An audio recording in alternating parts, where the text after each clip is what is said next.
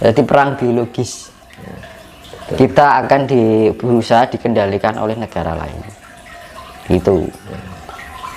Dan kita harus jalan satu-satunya itu tadi, Mas. Kita lebih ada pendekatan dengan alam. Wis toh, ada virus apapun, kalau kita sudah bisa mencapai tingkat kesadaran yang tinggi dan pencapaian apa ya namanya kedekatan alam yang bagus, wis toh aman gitu. Betul Mas ya. Sekarang menurut kita dulu alam itu lebih menyelamatkan orang yang bisa selaras dengan dirinya. Iya. Sekarang gini aja loh Mas, kalau kita tarik sejarah leluhur kita zaman dahulu, karena seringnya bertemu bahkan menyatu dengan alam, kadang sakit aja kan nggak pernah. Itu kan bukti nyata bahwa pentingnya kita menyatu dengan alam. Nah, seperti itu ya Mas. Ya itu kan ya dulu itu serba alami, sekarang sudah diracuni dengan bahan kimia. Akhirnya apa? Kondisi fisik manusia zaman sekarang terkontaminasi oleh zat kimia yang akhirnya apa? Melemahkan sel-sel yang ada di dalam tubuh kita. Makanya orang-orang sekarang jangka waktu umurnya tidak ada yang panjang karena terkontaminasi oleh hal yang sifatnya kimia. Di samping itu karena pengaruh keadaan duniawi, ilusi-ilusi keduniawian ini yang akhirnya mempengaruhi pola pikir manusia. Akhirnya ingin berharap, ingin itu karena apa? Dunia ini sudah yang namanya diiming-imingi yang sifatnya hedonisme itu tadi. Jadi mencari hal yang sifatnya kematerian itu untuk menghindari sifat-sifat yang menyakitkan itu nek kita ada di kondisi ekonomi rendah, akhirnya kita dihina orang, diri kita tidak mampu untuk ini itu akan kesulitan, akhirnya terciptalah hedonisme. Itu adalah yang namanya sistem yang dibuat oleh negara yang bukan dari negara kita.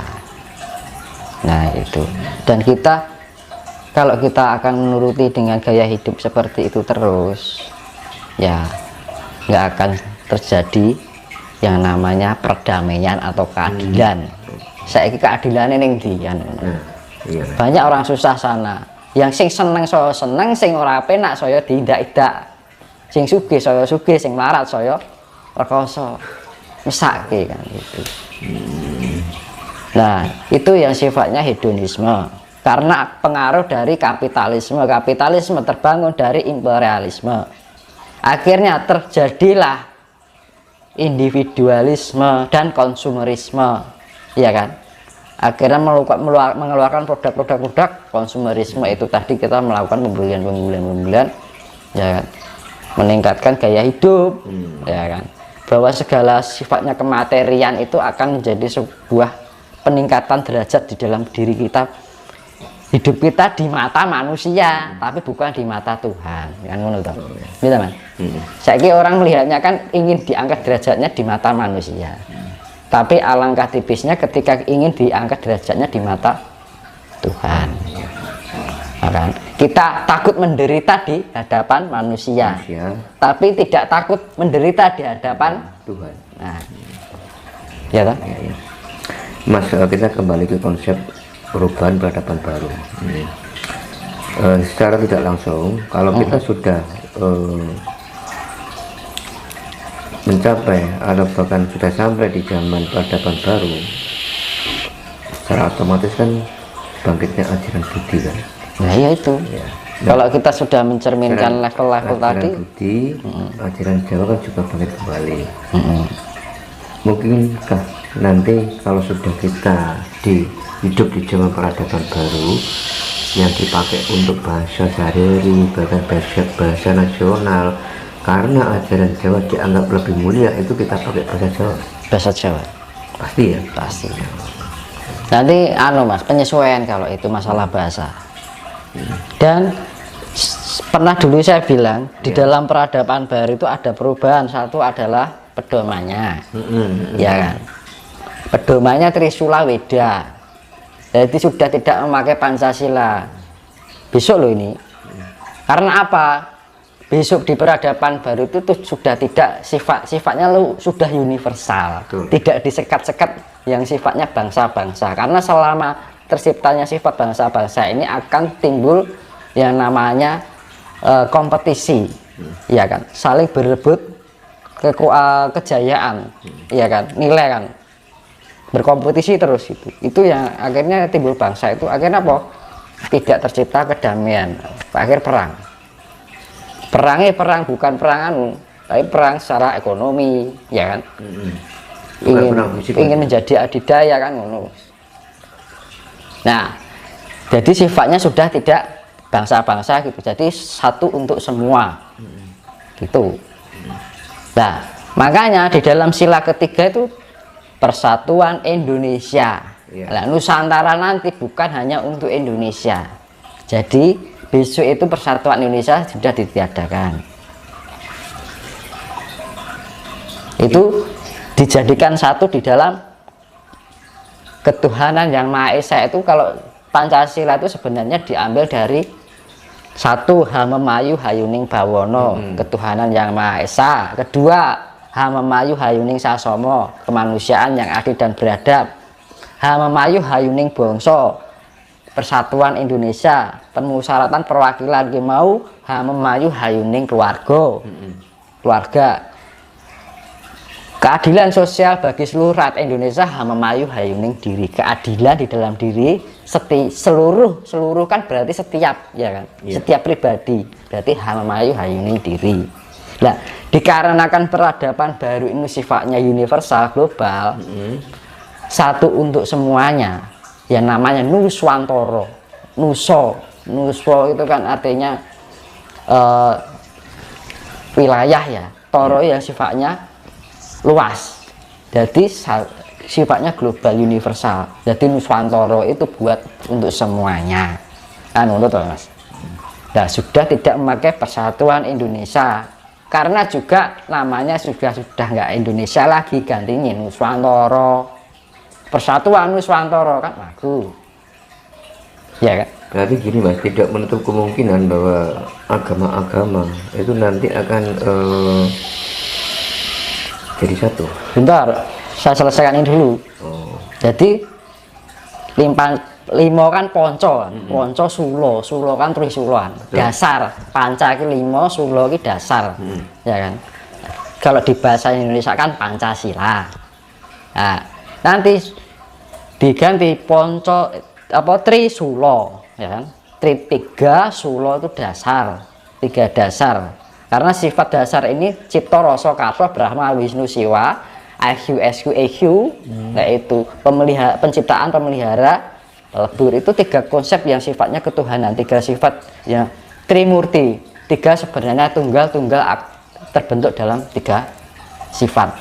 Nah, yang sebenarnya adalah tunggal, itu yang namanya Trisula Wedo. Nah yang sila keempat itu kan permusyawaratan, itu sudah dijadikan satu dengan sifatnya Hamemayu Hayuning keluarga.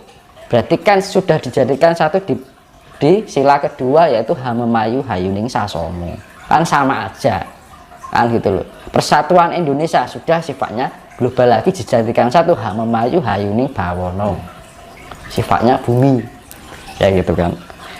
Berarti nanti cuma tiga ya. Jadi Hamemayu Hayuning Bawono, Hamemayu Hayuning Sasomo, Hamemayu Hayuning diri. Ya, Hamemayu diri itu berlaku untuk setiap pribadi. Kan keadilan sosial bagi seluruh rakyat Indonesia, bagi seluruh berarti setiap pribadi manusia. Ya, tak? Jadi sudah hanya menjadi tiga yang namanya Trisula Wido. Ya kan? Wido itu yang sifatnya memberikan ajaran yang sifatnya mendasar tentang ilmu ketuhanan atau ilmu alam kesemestaan. Nah, terus gini Mas, untuk tata ketatanegaraan bagaimana nanti? Nah, untuk ketatanegaraan sama tata pemerintahan kalau kita sudah masuk ke zaman perubahan baru itu bagaimana? Berubah total. Berarti nggak ada sistem presiden. Jadi, nanti personilnya sudah ganti semua. Lah orang muka kan pembersihan angkara murka. Lah mayoritas pelaku yang bergerak di atas sekarang gimana? Berarti nanti akan ada Ya itu yang menerusnya satrio pinilih ki mau Mas. gitu. Sing penerus satrio ki mau. Jadi nanti alam yang menentukan Mas ya. Nah, justru orang yang tidak berkecimpung di dunia kepemerintahan, dan itu kembali pada sistem kerajaan, bukan kerajaan, sistem kerajaan. Nah sistemnya juga dipakai adalah Mojopahit. Dan Mojopahit itu dipakai sistemnya, bukan tek Mojopahit metu meneh, tapi sistemnya. Jiwa-jiwanya Mojopahit itu keluar lagi, tumbuh lagi. Ya akhirnya jiwa Kemajapahitan ini mau. Nah itu kan. Bukan itu keraton jedul. Ya. Tapi jiwanya, tapi situsnya juga akan keluar. Muncul semua. Termasuk harta-hartanya, peninggalannya. Mas, kalau kita berbicara dengan harta leluhur, ya, apakah itu sifatnya itu materi dan bisa dilihat dengan kasat mata, apa bagaimana Mas? Kalau sekarang ya belum ditampakkan secara kasat Mas. Ada yang sifatnya kasat, non kasat, ada yang sifatnya kasat. Kasat itu yang tertimbun ya karena perubahan alam, yaitu kan yang namanya harta peninggalan itu ada sifatnya dinasti dengan prasasti. Dinasti Dengan prasasti. Kalau dinasti itu sifatnya kerajaan Kediri, Mojopahit, Mataram kuno kan gitu. Iya. Singosari itu dinasti. Kalau prasasti itu peninggalan, misalnya kayak peninggalan Lemuria, Atlantis kayak gitu. Itu prasasti. Sifatnya lebih kuno dari kuno kan. Baik kuno kan. Iya. Di atasnya kuno. Jadi nanti itu pasti akan dibelah ya. Ya. Jadi yang namanya kesejahteraan, zaman keadilan itu kan, zaman kemakmuran itu kan yo makmur secara fisik dan non fisik. Keadilan di dalam secara kasih itu loh Mas, ya kan, kasih yang mendunia, ya.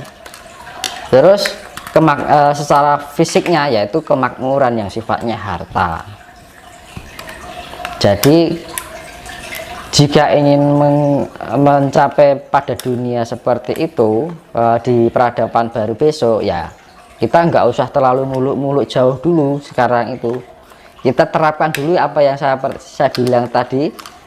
Ojo nanding sariro, ojo ngukur sariro, kudu bisa tepur sariro, mawas diri dan mulat sariro. Kalau sudah bisa menjalankan itu, walaupun kita berada di dalam kehidupan kesederhanaan yang sekarang, kita bisa melewati zaman yang namanya Broto Yudo Joyo.